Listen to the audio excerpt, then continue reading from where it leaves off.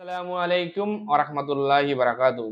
বাংলাদেশ জামায়াত ইসলামী জিন্দাবাদ। বাংলাদেশ জামায়াত ইসলামী কর্মী হওয়ার জন্য ৫ টি শর্ত বলি।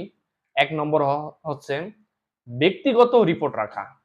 আপনি সারাদিনে যা, যা কাজ করবেন সেটা লিখে রাখবেন। ১ নম্বর হচ্ছে ব্যক্তিগত রিপোর্ট রাখা। ২ নম্বর হচ্ছে বৈঠকে উপস্থিত হওয়া। আপনি প্রতি মাসে ৪ টা বৈঠক হয়। আপনি সপ্তাহে ১ টা বৈঠক থাকে। একদিন সময় মতো উপস্থিত হতে হবে। নিয়মিত ইয়ানত দেওয়া। ইয়ানত বলতে হচ্ছে প্রতি মাসে আপনার বেতনের ৫% দেবেন। সেটা হচ্ছে ইয়ানত, প্রতি মাসে সেটা দিতে হবে। দাওয়াতি কাজে অংশগ্রহণ করা। দাওয়াতি কাজগুলো হলো আমরা ইসলামের দাওয়াত দিমু, অমুসলিম আছে তাদেরকে ইসলামের দাওয়াত দিতে হবে। সেজন্য আপনি দাওয়াতে অংশগ্রহণ করবেন এবং সময় মতো আসতে হবে। সামাজিক কাজে অংশগ্রহণ করা। যেমন এবার বন্যা হয়েছে, সেখানে আপনার ত্রাণ নিয়ে যেতে হবে। সেটা একটা সামাজিক কাজ। মানুষ